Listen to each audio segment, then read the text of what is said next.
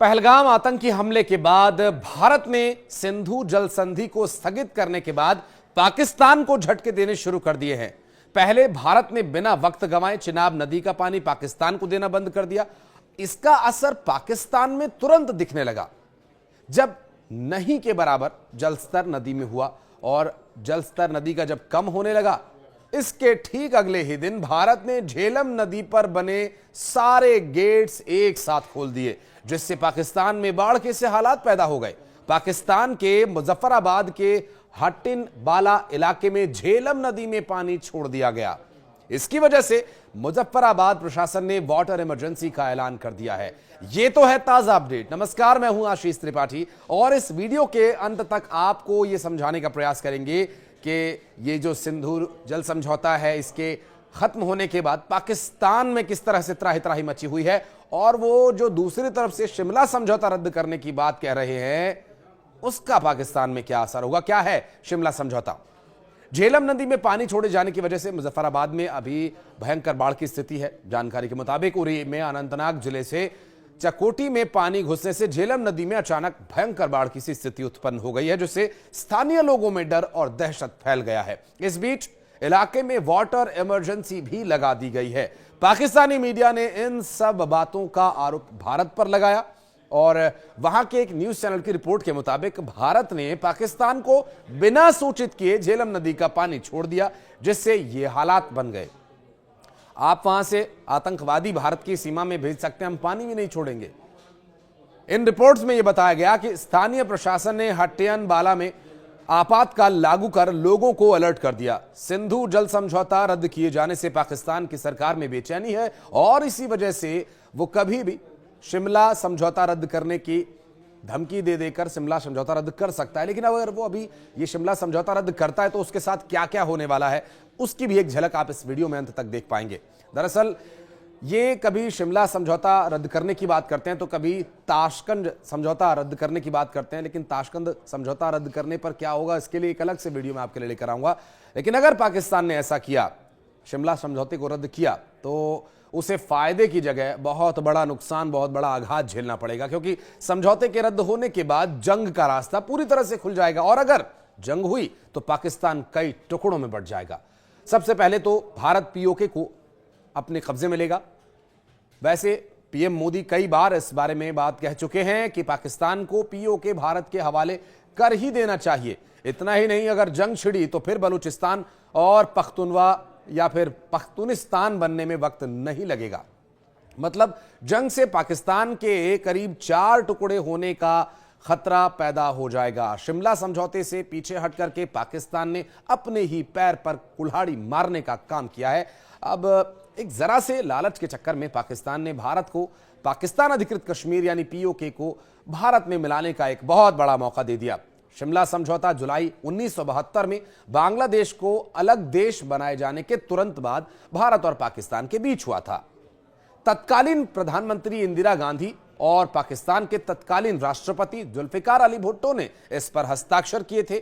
पाकिस्तान जम्मू कश्मीर का मुद्दा संयुक्त राष्ट्र सहित अन्य अंतर्राष्ट्रीय मंचों पर ले जाने के लिए आजाद हो जाएगा। समझौते से पीछे हटने की घोषणा करके पाकिस्तान यह संदेश दे सकता है कि वो कश्मीर को एक अंतर्राष्ट्रीय विवाद के रूप में दोबारा प्रस्तुत करना चाहता है। पाकिस्तान संयुक्त राष्ट्र सुरक्षा परिषद के साल 1948 और 1949 के प्रस्ताव के तहत जम्मू कश्मीर के मुद्दे को सुलझाने के लिए अंतर्राष्ट्रीय मंच पर इसे उठा सकता है। इस पर भारत यह कहकर पाकिस्तान को बार बार चुप करा देता था कि शिमला समझौते के तहत कोई बाहरी देश या संगठन जम्मू कश्मीर के मुद्दे पर मध्यस्थता नहीं कर सकता, यही तो शर्त थी। अब ऐसा माना जा रहा है कि पाकिस्तान ने इस समझौते से पीछे हटकर अपने ही पैर कुल्हाड़ी पर दे मारे हैं। जी हां, ऐसा इसलिए क्योंकि समझौते के तहत यह भी कहा गया है कि दोनों देशों को एलओसी को पूरा सम्मान देना होगा और इसे बदलने के लिए बल प्रयोग नहीं करना होगा। यह उस समझौते की एक और रीढ़ थी। पाकिस्तान ने अब खुद इस समझौते को सस्पेंड कर दिया है। ऐसे में पाकिस्तान अधिकृत कश्मीर यानी पीओके वापस लेने में बहुत ज्यादा समय नहीं लगेगा और भारत अब पूरी तरह से इसके लिए स्वतंत्र है कि वो अपनी जगह है उसे वापस अपने देश में मिलाए। पीएम मोदी पहले भी कई बार ये कह चुके हैं कि पूरा कश्मीर भारत का है, पाकिस्तान ने अवैध रूप से कब्जा किया हुआ है और पाकिस्तान के कब्जे वाले कश्मीर में भारत का झंडा बहुत जल्द लहराने की संभावनाएं बनती नजर आ रही हैं। पीओके को भारत में वापस जोड़ने के लिए हम प्रतिबद्ध भी हैं। ऐसे में अब भारत चाहे तो बिना किसी कानूनी अड़चन के बल प्रयोग करके पूरे कश्मीर को एक कर सकता है और अपने प्लान पर खुलकर काम कर सकता है। हालांकि अगर ऐसा होता है तो पाकिस्तान साल 1948 में यूनाइटेड नेशन के प्रस्ताव का हवाला देकर इस पर हो हल्ला मचा सकता है और इस समझौते के तहत यह कहा गया कि दोनों देश जम्मू कश्मीर विवाद को द्विपक्षीय वार्ता के माध्यम से बिना किसी तीसरे पक्ष की मध्यस्थता के हल करेंगे।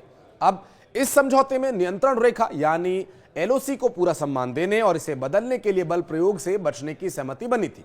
दोनों देश एक दूसरे की क्षेत्रीय अखंडता और संप्रभुता का सम्मान करेंगे, आपसी हितों के लिए सहयोग बढ़ाएंगे। समझौते ने 1971 युद्ध के दौरान पकड़े गए जो युद्धबंदी थे उनकी रिहाई और युद्ध से उत्पन्न हुए अन्य मुद्दों को हल करने की रूपरेखा भी प्रदान की। शिमला समझौते से पीछे हटने से शिमला समझौता स्थगित करना पाकिस्तान को बहुत भारी पड़ने वाला है। शिमला समझौता स्थगित करके पाकिस्तान ने अपने पैर पर तो कुल्हाड़ी मारी ही, अब जो जमीन भारत ने उन्हें खैरात में दे दी थी अब उसके भी घर वापसी का समय आ गया है। आपको बता दें कि इस समझौते को स्थगित करके पाकिस्तान की काउंटडाउन यानी रिवर्स काउंटिंग शुरू हो गई। एक तरह से भारत के एक्शन से बौखलाए पाकिस्तान ने अब एक बार फिर बौखलाहट में जो कदम उठाए हैं वो पाकिस्तान के लिए काफी खतरनाक साबित होने वाले हैं। पाकिस्तान को इसका बड़ा खामियाजा भुगतना पड़ेगा। पंजाब के बहावलपुर में आतंक का हेडक्वार्टर भी तबाह होगा। पाकिस्तान का छाछरो इलाका भी पाकिस्तान से भारत में मिला लिया जाएगा, जो कि रिटायर्ड कर्नल हेम सिंह शेखावत और ठाकुर पदम सिंह सोढ़ा कर्नल भवानी सिंह की अगुवाई में मुट्ठी भर पैरा कमांडोज और आम लोगों के साथ मिलकर के पाकिस्तान को मुंहतोड़ जवाब 1971 में दिया था और छाछरो समेत सिंध के 15,000 वर्ग किलोमीटर इलाके पर कब्जा कर लिया गया था। भारत के पराक्रम के आगे पाकिस्तान के पसीने छूट गए थे और पाकिस्तानी सेना इलाका छोड़कर भाग खड़ी हुई थी, जो इसकी पुरानी आदत है। हालांकि शिमला समझौते के तहत भारत ने जो जमीन दी थी वो जमीन उस जो युद्ध के दौरान कब्जाई गई थी उसे वापस कर दिया था एक शांति के रूप में कि ठीक है, आपकी हालत पहले से ही बहुत पतली है, ठीक है, ले लीजिए, अपनी जमीन ले लीजिए। भारत से अब यह मांग उठने लगी है कि छाछरो इलाके को पाकिस्तान से वापस लिया जाए और अब यह वक्त आ भी गया है।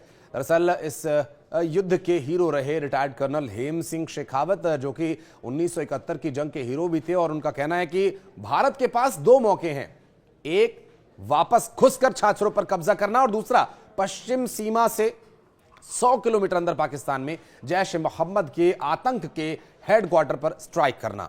यह बिल्कुल साफ है कि भारत को दहलाने की साजिश सीमा पार पाकिस्तान में होती है।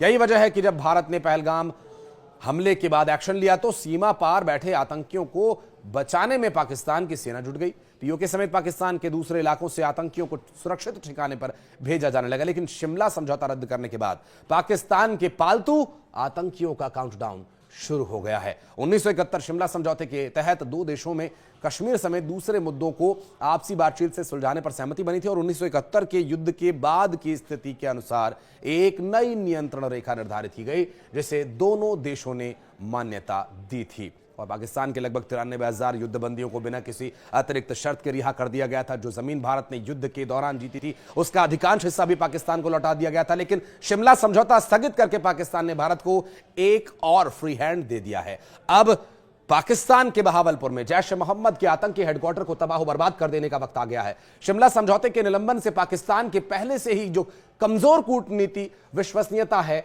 वो और कमजोर हो जाएगी, लगभग मृत प्राय हो जाएगी और ऐसे में आर्थिक संकट से जूझ रहे पाकिस्तान के लिए अंतरराष्ट्रीय समर्थन जुटाना और भी मुश्किल हो सकता है।